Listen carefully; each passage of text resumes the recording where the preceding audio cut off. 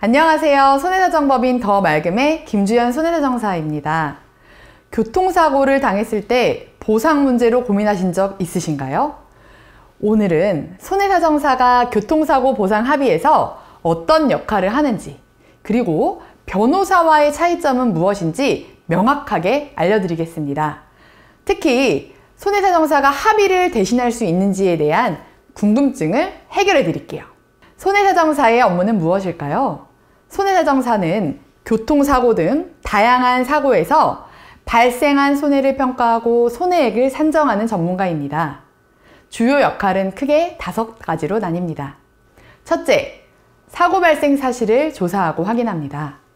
이는 사고의 원인과 피해 규모를 정확히 파악하는 단계입니다.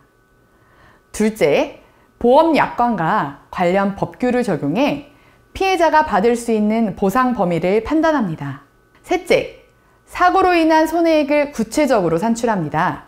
이 단계에서는 사고로 인해 발생한 모든 경제적 손실을 평가하게 되죠. 넷째, 손해사정서를 작성하여 보험회사에 제출합니다.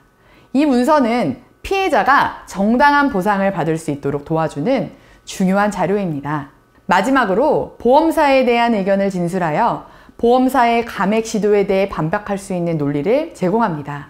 교통사고 보상 합의 과정에서는 손해사정사가 어떤 역할을 할까요?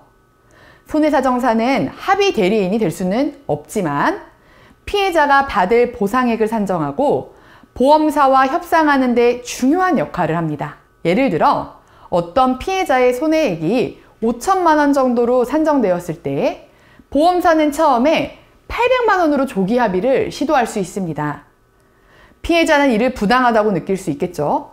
이때 손해사정사가 피해자에게 유리한 객관적인 증거를 모아 손해사정서를 제출한다면 보험사는 그들의 초기 제안보다 더 높은 금액을 제시할 수밖에 없습니다. 실제로 보험사는 손해사정사가 산출한 손해액을 최대한 줄이려 노력하지만 손해사정사는 이에 반박하는 근거를 제시하여 피해자가 적절한 보상을 받을 수 있도록 돕습니다. 그렇다면 변호사는 어떤 경우에 필요할까요? 변호사는 법률 전문가로서 직접 합의를 대리하거나 소송을 준비할 수 있습니다. 특히 합의가 쉽지 않거나 복잡한 법적 분쟁이 예상될 때 변호사가 필요합니다. 예를 들어 중증 교통사고로 인해 장기적인 의료 지원이나 높은 금액의 손해배상이 필요한 경우에는 변호사가 적합할 수 있습니다. 하지만 일반적인 교통사고 합의에서는 손해사정사를 통한 보상 절차가 더 경제적일 수 있습니다. 결론적으로 손해사정사는 교통사고 보상 합의 과정에서 매우 중요한 역할을 합니다.